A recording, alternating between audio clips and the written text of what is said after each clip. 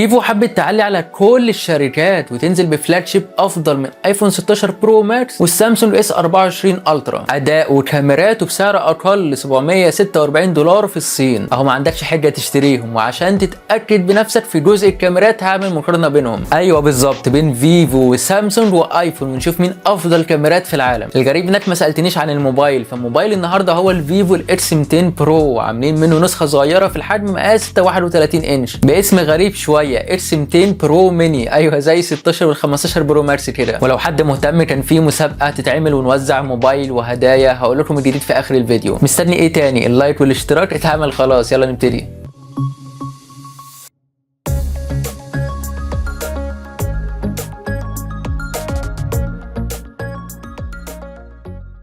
بيقدم تجربة محترمة جدا مع معالج جديد أول مرة هتسمع عنه، دايمنسيتي 9400 بدقة تصنيع 3 نانومتر زي سناب دراجون 8 جين 4، وعلى تقييم انتوتو عامل 3 مليون نقطة، رقم خارق. تطوير كل سنة بس السنة دي نازلين بحاجة تقيلة شوية، مع تردد 120 هرتز سريع وسلس في الحركة والتنقل. وبفضل الشاشة الجديدة التردد ده مش بيوصل 1 هرتز وهو مقفول، لا نهائي، ده بيوصل 1/10 هرتز، أقل تردد هتشوفه في حياتك لاي موبايل، يعني توفير طاقه مش طبيعي. وفي الالعاب معالج الرسوميات لوحده عامل 1,300,000 نقطه، تخيل تجربه اللعبه هتكون عامله ازاي. وفي بابجي طبعا عارفين 120 فريم، يعني اكيد مش هينزل باقل من كده، مع تجربه صوت ستيريو محيطي هتعجبك جدا. ولو بصينا على الشاشه عندك شويه تعديلات، السطوع من 3000 شمعه بقى 4500 شمعه، نسبه الشاشه لجسم الموبايل من 90.2% بقت 90.3%، ما يعتبرش تطوير. وحمايه الشاشه بقت افضل ومقاومه للصدمات والخبطات. والجديد هو نوع الشاشه بقت من نوع ATLTPO AMOLED مع حركه وانيميشن سلس اكتر وناعم جدا، وبيدعم HDR 10 بلس زي الاكس 100 برو، بس الجديد هنا ان هو بيدعم دولبي فيجن، ونفس المقاس 6.78 انش والجوده 1.5K، مع شهادات حمايه العين، معدل التعتيم 2160 هرتز، مدعوم بالاي اي من الاصدار الثالث، مخدوم عليها السنه دي. لكن التصميم مش جديد، اعتبر نفسك اشتريت الاكس 100 الترا زيه بالظبط بنفس شكل الكاميرات جوه الدايره، مع فريم من سبائك الالومنيوم ومسطح بالكامل، بس واخد كيرف خفيف من الظهر ومن الشاشه يحسسك ان الشاشه كيرف من الاربع جهات. وعجبني جدا الوانه، عندك الاسود بزجاج مصنفر، وعندك التيتانيوم والابيض، واجملهم الازرق مع الحركه بيعمل الوان وتمويج زي مر البحر، جميل جدا. والاجمل ان السمك قل من 8.9 مللي بقى 8.2 مللي، والوزن زاد 3 جرامات بقى 228 جرام. طبعا انت عارف انه تقيل شويه عشان ما تتفاجئش وانت بتستخدمه. والاكتر من كل ده انه بقى بيدعم مقاومه ميه معيار IP 68 و69، وبيدعم شريحتين نانو مفيش اي سيم، غريب الصراحه، مش مدعومه ليه السنه دي. والمعتاد 5G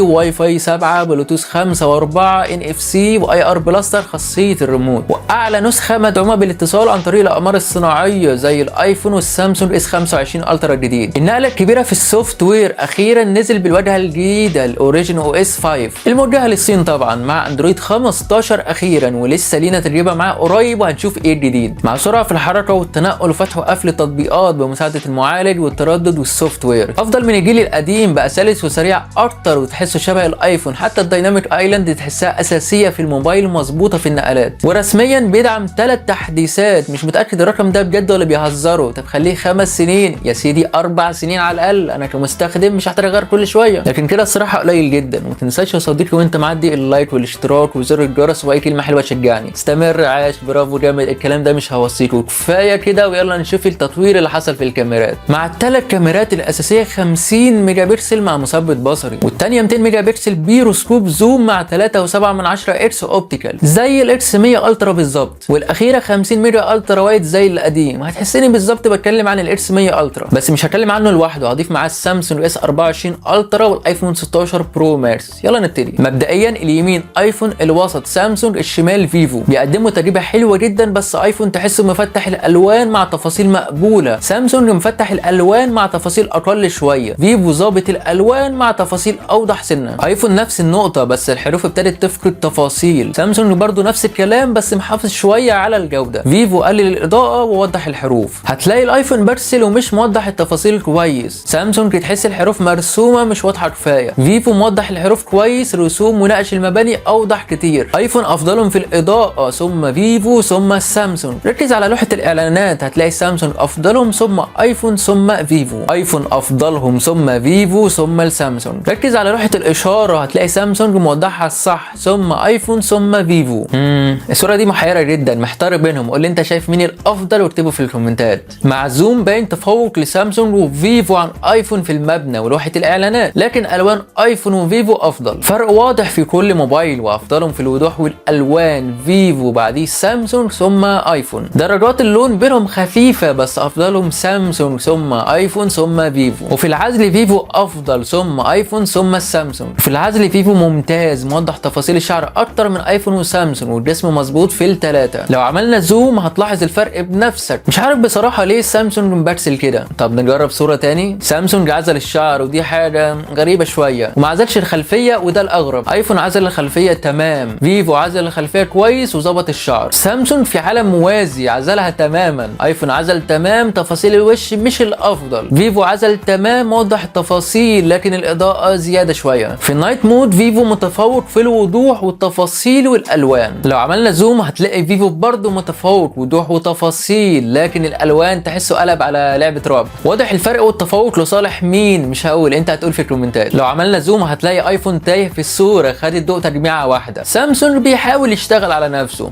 فيفو افضلهم في الالوان والضوء، واضح تفوق في الضوء والوضوح لصالح فيفو ثم ايفون، لكن سامسونج مش واضح ومش ظابط الضوء كويس. لو عملنا زوم هتلاقي تفوق لفيفو ثم ايفون وبرضه نفس مشكله السامسونج، لكن في العزل الايفون افضل ثم الفيفو ثم السامسونج. تحليل الضوء افضل بفرق ملحوظ في فيفو، واضح على عمود النور واليافطه واضحه كفايه، وظابط الالوان تفاصيل اللون والمبنى افضل وبعده ايفون ثم السامسونج. الصوره دي مش هوضح مين الافضل، انت شايف بنفسك وهتقول لي في الكومنتات وخليك محايد. لو عملنا زوم هتلاقي فرق واضح لصالح فيفو بعده سامسونج ثم الايفون. كفايه صور ونشوف تصوير الفيديو وهو بيصور فيديو لحد 8K 30 فريم. نفس الميزه الموجوده في الايفون، تقدر تصور 4K لحد 120 فريم. طب اشتري الايفون ليه دلوقتي؟ اديني سبب مقنع. هنعمل نفس المقارنه، واول حاجه هتلاحظها انهم ثابتين كويس في الحركه لكن ثبات ايفون اعلى. الوان فيفو افضل درجه من ايفون، واضح في العجل والعربيات واليافطه. لو عملنا زوم هتلاقي ايفون مش ثابت كفايه، سامسونج تمام فيفو زيه. في النايت مود فيفو متفوق جدا في الثبات والوضوح وبعده ايفون، لكن السامسونج مش افضل حاجه، تحسه مبرسل ومهزوز مش واقعي لو قارنته مع الايفون والفيفو. لو عملنا زوم هتلاقي الفيفو واضح وتمام معاك. سامسونج بيحاول يشتغل على نفسه بس مبرسل، مش موضح تفاصيل الشرير كويس. ايفون اسوأ منه لا وضوح ولا ضوء. والسيلفي معاك كاميرا 32 ميجا بكسل محترم في الثلاثه، بس سامسونج مطلع تفاصيل الشعر افضل. فيفو موضح تفاصيل الوش اكتر، ايفون مزيد بينهم. لو كبرنا هتلاقي العزل في الشعر افضل في فيفو وفي الايفون عن السامسونج، وفي الوش فيفو متفوق. وطبعا عارفين ان تصوير الفيديو 4K 60 فريم. الوان ووضوح سامسونج افضل ثم فيفو ثم ايفون. ثبات السامسونج افضل ثم فيفو ثم ايفون برضه. البطاريه فيها ميزه حلوه، بدل ما كانت 5400 ملي امبير بقت 6000 ملي امبير، لكن هتزعل لما تعرف ان الشاحن ال 100 واط اتشال وبقى 90 بس. مش عارف ليه، يعني ال 10 واط دول خسروكم كتير. المفروض مع البطاريه الكبيره تحط شاحن اكبر مش اقل. دول كمان قللوا الشحن اللاسلكي من 50 واط بقى 30 بس. حد يقول لي سبب منطقي؟ والحمد لله لسه بيدعم شحن لاسلكي عكسي، كتر خيركم. مده الشحن متوسط ساعه بالظبط، مش عاجبني بصراحه، لكن هو بيستمر معاك فتره استخدام طويله، فده قصاد ده. ونازل لك بنسختين رام 12 و16 زي الجيل القديم، وبتردد 4200 ميجا هرتز، ومساحه التخزين من نوع UFS 4 زي القديم، والثلاث انواع 256 و512 و1024 جيجا اللي هي 1 تيرا يعني. وزي القديم ما بيدعمش تركيب كارت ميموري. وباختصار تعالوا نعرف الموبايل ده يستاهل وتشتريه ولا لا. صراحه عجبني نقله الكاميرات، وتقدر تنافس بقوه مع السامسونج والايفون. عجبني السطوع الاعلى وتحمل الشاشه للصدمات، لكن ما عجبنيش انه نازل بالسعر ده بجوده 1.5K. خلوها 2K تكون افضل بين المنافسين. عجبني جدا مقاومه الميه. عجبني المعالج نازل بتطوير كبير عن الجيل القديم، لكن ما عجبنيش الشاحن الاصغر برغم انه 90 واط وحلو، بس البطاريه كبيره خلي بالك. عجبني تصميم الكاميرات وخصوصا اللون الازرق. عجبني سوفت وير جديد وميزه الاتصال عن طريق الاقمار الصناعيه. والسعر حكايه، تخيل ان نسخه 12 مع 256 ليره في الصين بسعر $746. تقدر تنافس بين الايفون والسامسونج اللي باسعار فلكيه. يعني لو وصل عندك قول زياده 50 ل $100، يعني $850 اقصى حاجه، وده كويس مش وحش. فده انصح بيه لو مهتم بتجربه فلاج شيب متكامل وبسعر اقل من السامسونج والايفون، هيكون مناسب معاك. بالنسبه للمسابقه فللاسف هتتاجل شويه، لاني بجهز شويه حاجات في القناه تناول محتوى تطوير يعني. اول ما اكون جاهز هنزل في فيديو واعرفكم شروط المسابقه، المده، الهدايا اللي من ضمنهم موبايل، فدعواتكم معايا. وما تنساش تكتب لي اي كلمه حلوه تقديرا للشغل الجامد ده، واللايك والاشتراك. عايزين نوصل الفيديو ده